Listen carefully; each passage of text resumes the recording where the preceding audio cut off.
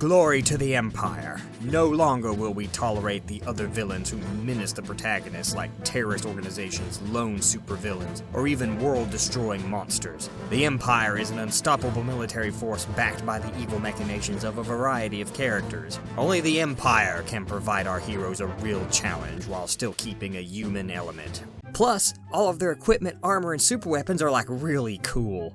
Evil empires are one of my favorite cliches, and is a classic staple of both science fiction and fantasy. Given that evil empires are used so much as antagonists, means only one thing: that the bar is set so low we can't possibly fail. So gather the legions and march forth for the Empire! Now, when drawing inspiration, we should start and end with Nazis. If one wishes to dig a bit deeper, then it is also acceptable to rip off the Romans as well. But this is less common because it requires an author to open up an actual history book. Just kidding. Reading history is a waste of time. Let's just rip off how Hollywood portrays the Romans. I'm sure they have done their research. Even better, let's combine both into Roman Nazis. That doubles the historical accuracy. Next, we'll give our empire powerful, unstoppable legions of soldiers whose only weakness is a complete inability to actually hit the main characters with their weapons. Be sure to mention how feared and respected the Empire's troops are, and also have the other characters remark on the Imperial Army's precision.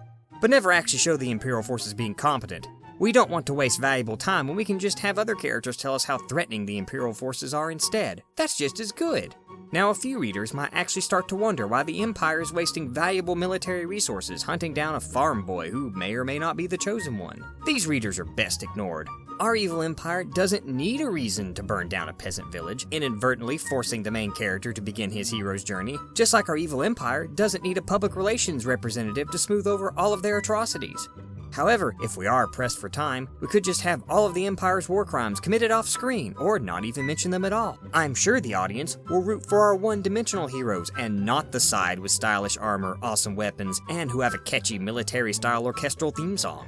With the legions on the march, one would think that the Empire also needs a detailed internal political system. After all, our Empire will need its political machinery not only to run its own internal affairs, but also to allow it to engage in diplomacy and expand its sphere of influence. Not only does this add realism, but also provides the author a rich array of conflicts and a chance to add a diverse range of antagonists to menace the heroes. One would think that all of this world building and rounded cast of Imperial characters would anchor the reader into the world, but there is just one problem.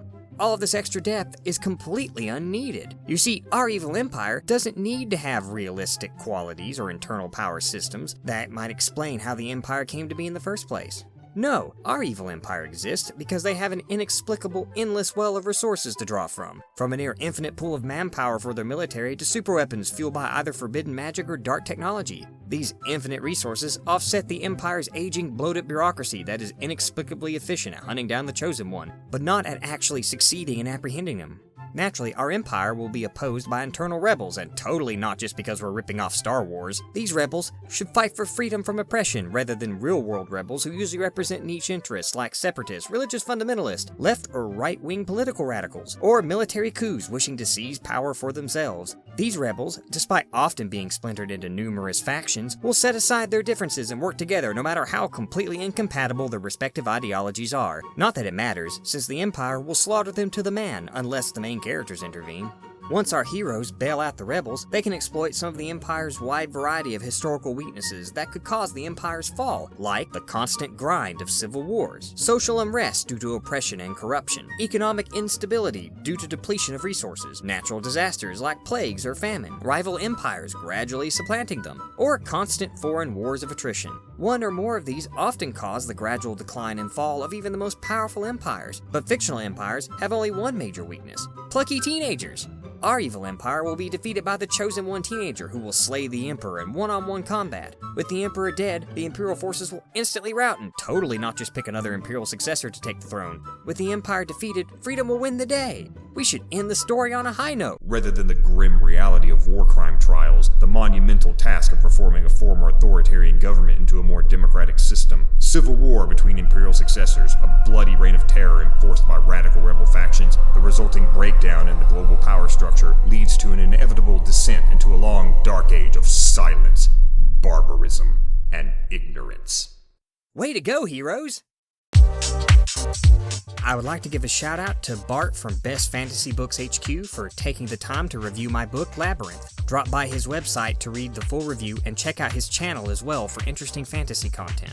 I would also like to give a shout out to Simon from sfbooks.com for taking the time to interview me. If you want to know a little bit about the origin of terrible writing advice, then be sure to check out that interview.